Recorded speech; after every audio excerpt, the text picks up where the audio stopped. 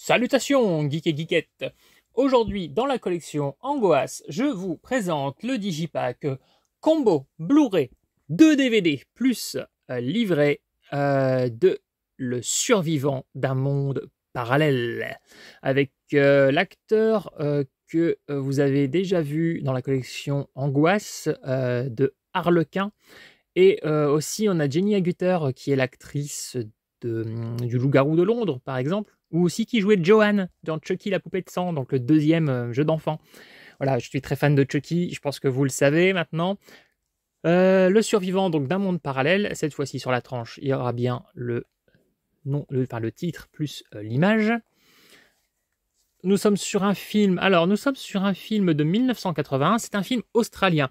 Petite particularité que je trouve qu'on retrouve souvent sur les films australiens, ce sont des petites lenteurs et des films assez peu démonstratifs, ce qui n'en fait pas des mauvais films, mais c'est mieux d'être averti, je pense.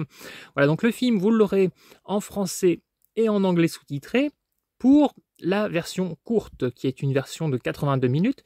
Par contre, pour la version longue de 95-99 minutes, selon si vous regardez en DVD ou en Blu-ray, là, vous serez que sur de la VOST. Voilà. Je préfère vous le dire d'avance. Au niveau supplément, on a un making-of, archive voilà, de 30 minutes. Et on a une interview du producteur et du directeur de la photo, une interview de 22 minutes. Et comme d'habitude, on retrouve le livret voilà, pour cette édition que je vous présente. Bon, moi, j'aime toujours ces jolis digipacks. Voilà. J'ai des gens qui m'ont dit ça fait quand même un peu cher, surtout vu la qualité des films, parce qu'à chaque fois que j'en regarde un, je fais ma petite critique sur un groupe sur Facebook. Et alors oui, moi je suis d'accord, mais en fait quand je leur présente, ils partent souvent du principe que je l'ai acheté au prix fort, ce qui n'est pas du tout le cas. Moi je vous ai dit, je les ai chinés sur Vinted et je ne les achète qu'avec mes gains. Donc pour moi, on va dire c'est de l'argent tombé du ciel. Cet argent n'existe pas. Je ne sais pas si vous comprenez mon raisonnement. Voilà, mais c'est que du gain. Et voilà, donc, et je mets un petit peu le prix. Vous le savez, je chine beaucoup pour pas cher. Donc ceux-là, j'ai mis un peu plus cher. En moyenne, je paye 12 € l'édition, voire 15 pour quelques exemplaires, quelques titres. Si j'ai mis un peu plus cher, c'est parce que voilà, j'ai vraiment un petit peu craqué sur cette édition. Là, je vois que ça coince un peu, j'ai un peu de mal à retirer le disque.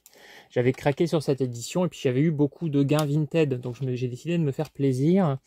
Pourquoi ça coince? Voilà. Donc voici, comme d'habitude, ma petite remarque. Vous auriez dû mettre une petite image, un petit quelque chose, quoi, même si c'était quelque chose de sobre. C'est un peu dommage. Bon bref, toujours pas très grave.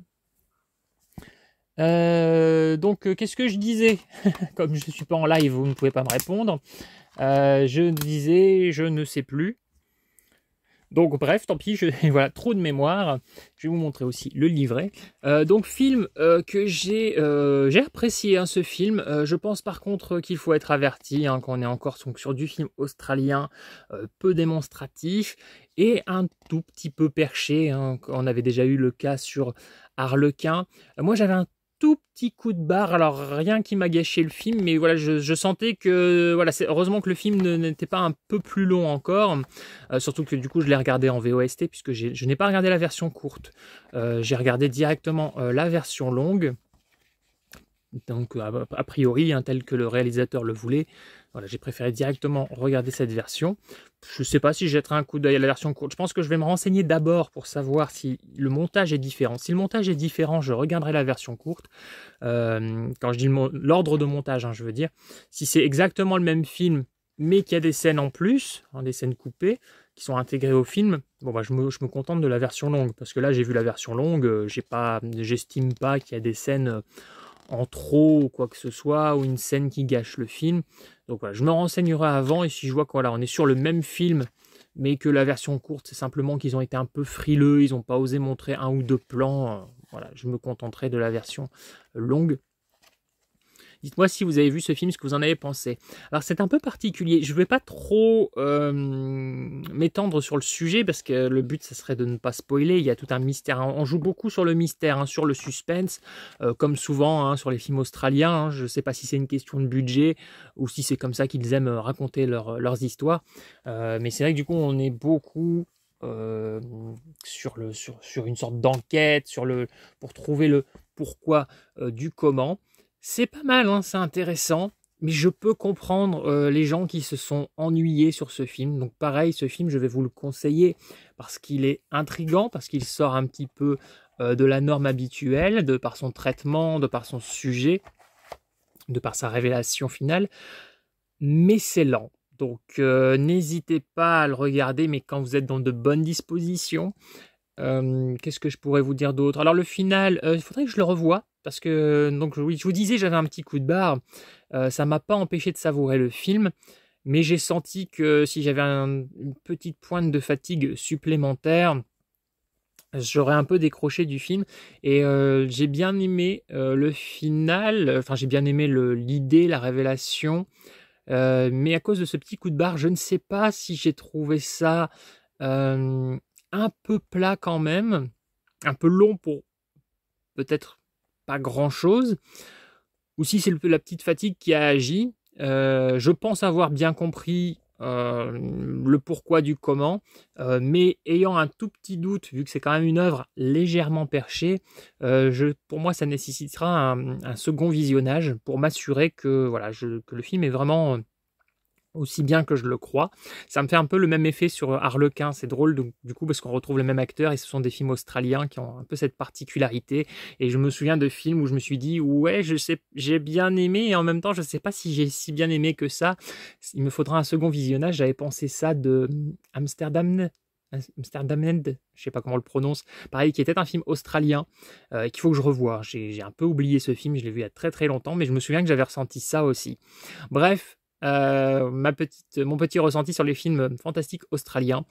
Donc voilà, je vais vous le conseiller, mais je vous mets en garde, regardez-le quand vous êtes d'humeur à regarder quelque chose qui est plus proche de l'enquête fantastique. Voilà, je pense qu'un film, ça se découvre dans les bonnes conditions. J'ai vu beaucoup de retours de gens qui l'ont regardé et qui apparemment voilà, avaient envie de voir un bon film d'horreur, parce qu'ils me disaient ouais, on voit rien, c'est pas démonstratif, c'est pas ceci, c'est pas cela. Ouais, mais c'est pas le genre du film. Voilà, on peut pas reprocher à un film, par exemple, de ne pas être gore s'il n'a pas promis de gore. Vous voyez, par exemple, à la phrase qui est citée, c'est un mélange réussi de suspense, de mystère et de surnaturel. Ça correspond complètement. Donc attendez-vous à ça et surtout pas à autre chose. Moi j'ai bien aimé aussi, donc c'est pas du spoil, c'est le sujet du film, il y a une histoire de crash aérien. J'ai bien aimé ce début avec le crash aérien, j'aurais même voulu qu'il dure plus longtemps avec des effets comme ça physiques. C'était pas mal, on peut sentir quand on est cinéphile un petit peu les triches, qu'ils ont qu'une partie de l'avion, mais ça marche bien, c'est vraiment sympa. Moi les crashs d'avion, ça a tendance un peu à me fasciner. J'aime beaucoup les séries comme Lost, Yellow Jacket, des films aussi comme Les Langoliers, tout ça. Bon là on est sur du monde parallèle aussi, un peu comme ici. Je sais pas, il y a un petit univers qui me fascine. J'adore la scène de crash de Destination Finale.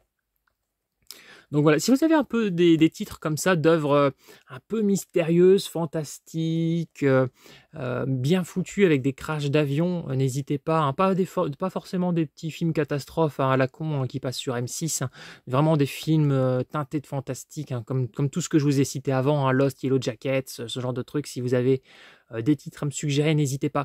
Voilà, et moi je vais vous laisser là-dessus. Je repars vers la geekerie et au-delà.